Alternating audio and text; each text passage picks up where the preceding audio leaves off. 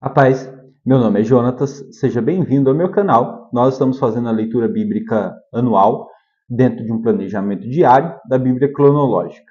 Tem sido uma jornada gratificante, edificante hoje, 19º episódio, onde nós vamos comentar trechos de Gênesis capítulo de número 22 a Gênesis capítulo de número 24. Desde já, te convido a se inscrever no canal, porque isso é muito importante para nós, curtir, comentar, deixar dúvidas aí, questionamentos. Essa interação ela é sempre muito boa e sem dúvida compartilhar com alguém essa palavra, né? Tenho certeza que será de grande valia, né? Tem sido uma jornada edificante, já finalizamos o livro de Jó, agora estamos partindo ali, avançando ali pelo meio ali do livro de Gênesis, e eu tenho certeza que o Senhor vai nos ajudar a ter entendimento maior da Sagrada Escritura. Uma vez que sabemos, João 8,32, que a palavra, o conhecimento da palavra é que nos liberta de todas as coisas. Hoje nós temos um dos episódios mais importantes da Sagrada Escritura, que é Gênesis capítulo 22, aonde se abre essa jornada diária.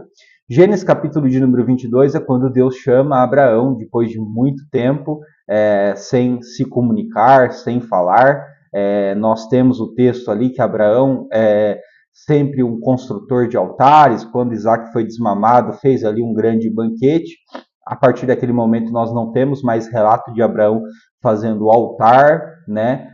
E também não temos relato de Deus falando com Abraão. Mas chega num determinado momento que Deus chama Abraão, no capítulo de número 22, e o chamamento dele é para um sacrifício de holocausto. Sacrifício de holocausto a gente vai ver lá em Levítico, e olha que isso está antes da lei. É aquele sacrifício onde o produto do sacrifício é incinerado, é queimado totalmente. E qual que é o produto do sacrifício? O filho da promessa. Deus chama Abraão e fala assim: Abraão, eu quero seu filho que eu te dei, a promessa que eu realizei, como sacrifício. Vá para as montanhas de Moriá e ofereça ele para mim. Nós não temos relato de Abraão questionando, duvidando, não, muito pelo contrário. Abraão se levanta de madrugada, ele albarda os jumentos, corta a lenha, prepara todas as coisas, pega 2 servos e eles vão. E eles chegando ali por perto da região, ao longe, quando ele avista o monte, ao qual ele identifica que seria o monte do sacrifício, ele olha para os seus servos e fala assim: fiquem aqui, que eu e o menino vamos e voltamos. Hebreus vai dizer que Abraão era um homem de fé, de tamanha fé, o pai da fé, que ele entendia que o seu filho, mesmo nas cinzas, poderia ser ressuscitado, haja vista que ele conhecia a promessa de Deus. Mas aquilo era fundamental para o que o Senhor iria fazer na vida e confirmar na vida deles. Então, Abraão pega o menino, coloca a lenha nas suas costas e eles estão indo. Interessante que no meio da caminhada, o menino ele vai interromper Abraão e vai falar assim: olha, eis aqui o fogo, a lenha, mas onde está o cordeiro para o holocausto? Lá no versículo de número 7. E o versículo de número 8, Abraão respondeu: Deus proverá para si o cordeiro do holocausto. A primeira vez que aparece Jeová Jireh, o Deus que provê na Bíblia, e isso é muito importante. Ele sobe no monte, Abraão prepara o sacrifício, mas quando ele sobe o cutelo para sacrificar o seu filho, um anjo brada na sua retaguarda, ele olha e o anjo confirma as promessas. Eu gostaria até de citar esses versículos. Então lhe disse, versículo 12: não estenda sua mão sobre o menino, nem faça a ele, pois agora sei que você teme a Deus, porque não me negou o seu único filho. Olha o versículo de número 15. Então, do céu pela segunda vez o anjo chamou Abraão e disse: por mim mesmo, diz o Senhor, que certamente abençoarei e multiplicarei a sua descendência como as estrelas dos céus e como a areia que está do mar.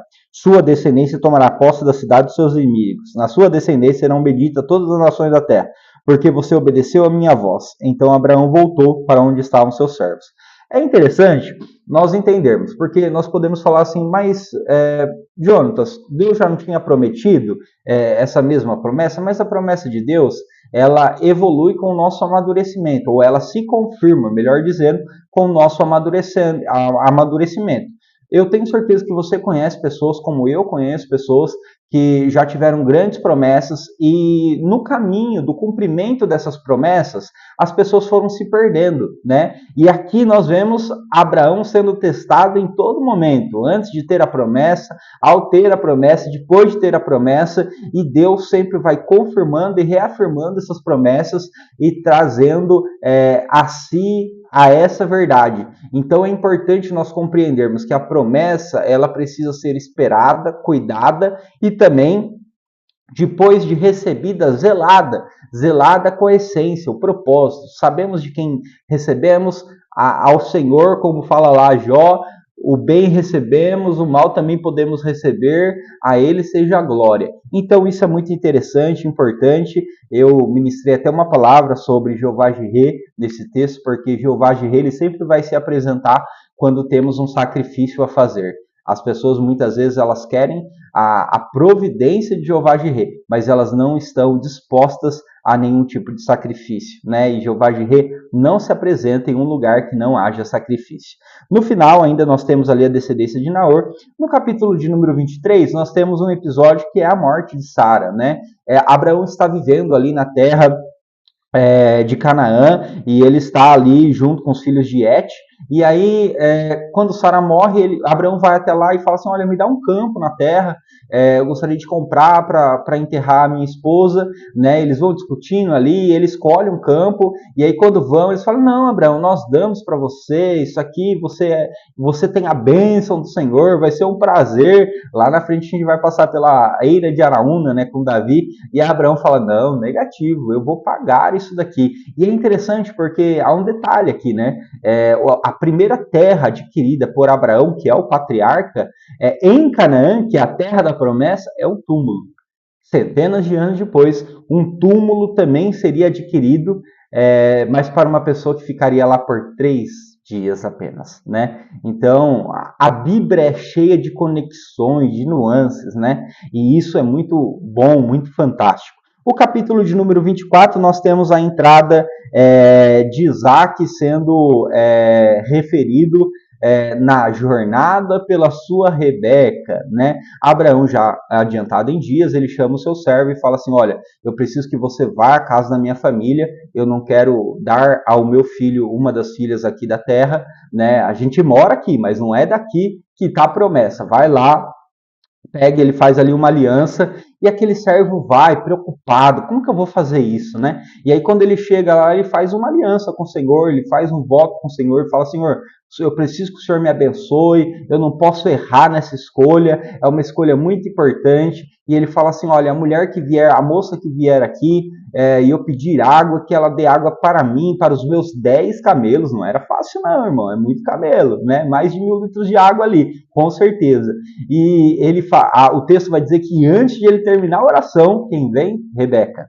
E aí ele termina a oração e pede para Rebeca, Rebeca fala assim, não, eu não vou dar só para o senhor, vou dar para os camelos também. E aí ele faz tudo, e o texto vai dizer que ele fica em silêncio, vendo ali a providência de Deus, Deus confirmando aquilo dali, e aí quando termina, ele dá um pingente de ouro para a Rebeca, e fala assim, olha, de quem que você é filha? E aí ela fala assim, eu sou da casa de Naor. Aí quando deu a conexão, né, o servo de Abraão já sabia da linhagem do seu senhor, e aí eles foram para lá. A princípio, Labão, né, o irmão de Rebeca, é o que mais causa ali, né, questionamento, né, vai até ali, muito voluntarioso, né, ele conta toda a história e todo mundo fica alegre, feliz, mas no outro dia, quando ele fala assim, então vem aqui, Rebeca, nós vamos. Labão, não, fica mais 10 dias, né, e, na verdade, ali dá para entender que eles não estavam querendo liberar a Rebeca, mas aí ele fala assim, não, o trato com o Senhor foi esse, vocês têm que respeitar isso.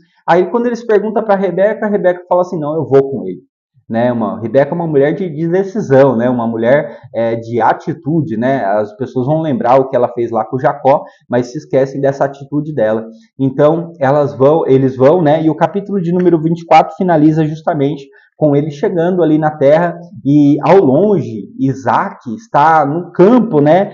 O texto vai dizer que ele saiu para meditar, né? Mas entendo eu que saiu ali para orar, né? Saiu ali Isaac é um rapaz assim, que, apesar dos patriarcas, é o que menos tem conteúdo, mas dá para perceber que ele assim é um homem dos patriarcas, assim, digamos assim, que teve uma maior integridade assim nas suas ações, né? É muito importante. A gente vai entrar mais a fundo agora em pelo menos uma ou duas jornadas sobre Isaac.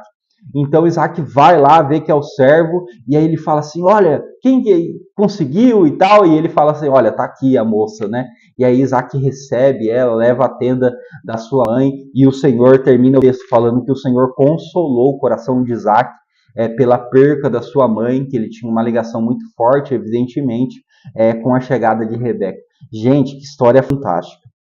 A partir daqui nós vamos entrar profundamente na vida do segundo patriarca, o Isaac, né? Veremos questões assim importantes, né? Veremos atitudes até mesmo diferentes do que Abraão tomou, vemos uma particularidade e eu tenho certeza que seremos ainda mais abençoados. Continue conosco, se inscreve, comenta, curte, eu tenho certeza que o Senhor vai te abençoar. Finalizo. Que o Senhor Deus Pai te proteja e guarde onde pisares a planta do vosso pé, não somente a ti, mas aos teus. Que o Senhor brinde a tua saúde, te dê prosperidade, não somente a ti, mas aos teus. Deus te abençoe.